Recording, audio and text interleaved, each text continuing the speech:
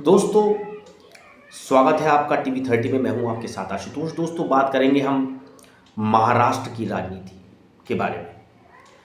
वैसे तो हम फिल्मों की बातें करते ही रहते हैं, लेकिन थोड़ा बहुत राजनीति के बारे में की बात भी कर लेते हैं, क्योंकि जो है 5 जुलाई 2025 महाराष्ट्र की राजनीति में एक नया युग जो है लेकर आई है। वो इसलिए क्योंकि जो भाई विचारधारा से अलग अलग हो गए थे, वो आज एक मंच पर साथ दिखे। यहाँ हम बात कर रहे हैं राज ठाकरे और उद्धव ठाकरे। दोनों चचेरे भाई हैं। राज ठाकरे जो हैं उनके चचेरे भाई हैं उद्धव ठाकरे, और विचारों के मतभेद के चलते ये दोनों करीबन 20 साल से बिछड़े हुए हैं। एक ही शहर में रहते हैं, उसके बावजूद भी ये दोनों अलग अलग पार्टियों में थे। भाई राज की बात करें तो राज जो है वो एनडीए के समर्थक हो गए थे, और ये जो आपके उद्धव ठाकरे हैं वो जो है इंडिया गठबंधन के समर्थक हैं, अगर इस एक हिसाब से देखा जाए अभी भी हैं। लेकिन इन्होंने सब कुछ हटाकर जो है एक मंच साझा किया। क्यों किया? सिर्फ भाषा के ऊपर। ये जो है मराठी अस्मिता पर जब बात आई, मराठी भाषा पर जब बात आई, तो ये दोनों जो है एकजुट हो गए और एक मंच से इन्होंने केंद्र सरकार को भी ललकार दे दी है।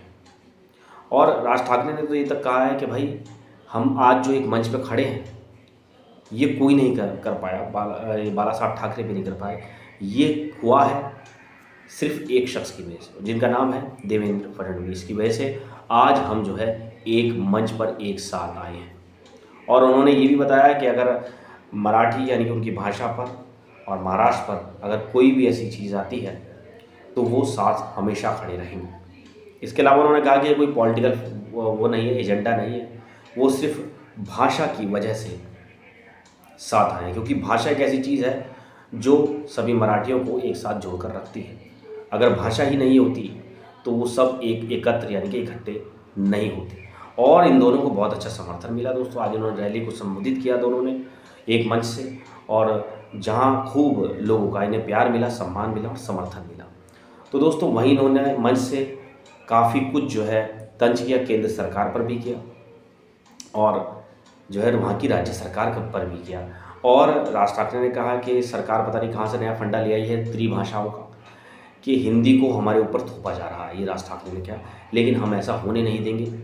और इसलिए ही सरकार ने फैसला भी वहाँ से वापस ले लिया। जैसे कि आपको पता होगा कि हिंदी को एक जो है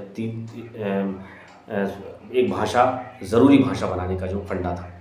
और दोस्तों, अब जो है उन्होंने काफ़ी कुछ कहा। उन्होंने कहा कि मराठी के ऊपर बोला कि महाराष्ट्र में अगर रहना है तो मराठी ज़रूरी है। और अगर हम ये लोग समझते हैं कि हम गुंडे हैं, ये तो उद्धव ठाकरे ने कहा कि अगर लोग समझते हैं कि हम गुंडे हैं, गुंडागर्दी है, तो हम अपनी मराठी के लिए कुछ भी कर सकते हैं। उन्होंने ये बात कही। तो कुल मिला के जो है ये दोनों भाई साथ आ गए हैं। अब देख, और ये आगे भी जो चुनाव होंगे, जो महापालिका के चुनाव होंगे, उसमें भी ये दोनों साथ नज़र आने वाले हैं, उनका ये कहना है। नमस्कार दोस्तों।